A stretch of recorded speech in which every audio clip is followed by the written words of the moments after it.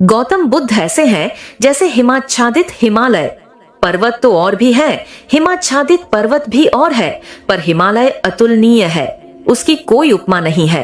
हिमालय बस हिमालय जैसा है, गौतम बुद्ध बस गौतम बुद्ध जैसे हैं। मनुष्य जाति के इतिहास में कैसा महिमापूर्ण नाम दूसरा नहीं। बुद्ध ने जितने हृदयों की वीणा को बजाया है उतना किसी और ने नहीं।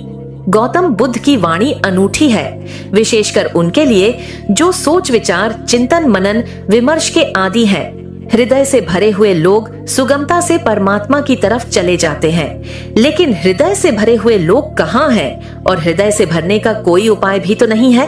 बुद्ध ने उनको चेताया जिनकी चेतना सर्वाधिक कठिन है। विचार से भरे लोग बुद्धिवादी, चिंतन मननशील, प्रेम और भाव से भरे लोग परमात्मा की तरफ सरलता से झुक जाते हैं। उन्हें झुकाना नहीं पड़ता।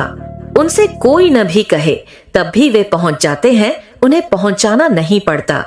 लेकिन वे तो बहुत थोड़े हैं और उनकी संख्या रोज थोड़ी होती गई है।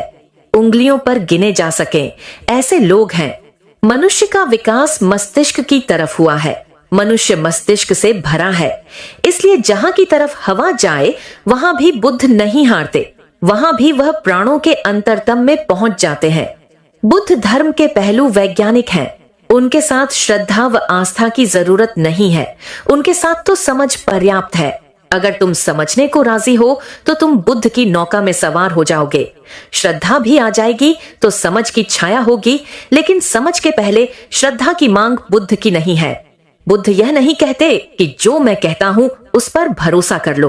वह कहते हैं सोचो, विचारो, विश्लेषण करो, खोजो, पाओ अपने अनुभव से, तब भरोसा करना। दुनिया के सारे धर्मों ने भरोसे को पहले रखा है, सिर्फ बुद्ध को छोड़कर। दुनिया के सारे धर्मों में श्रद्धा प्राथमिक है, फिर कदम उठेगा। बुद्ध ने कहा अनुभव प्राथमिक है, श्रद्धा आनुषंगिक है।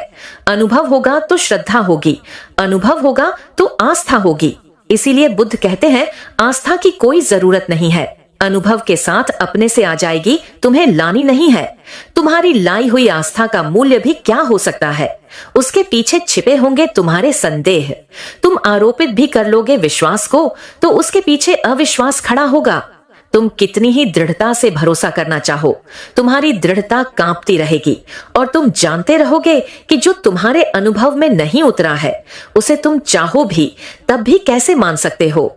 तुम्हारे मोक्ष की धारणा मात्र शाब्दिक होगी जब तक मुक्ति का थोड़ा स्वाद तुम्हें न लगा हो। बुद्ध के अंतिम वचन है अप दीपो भव, अपने दिए खुद बनो।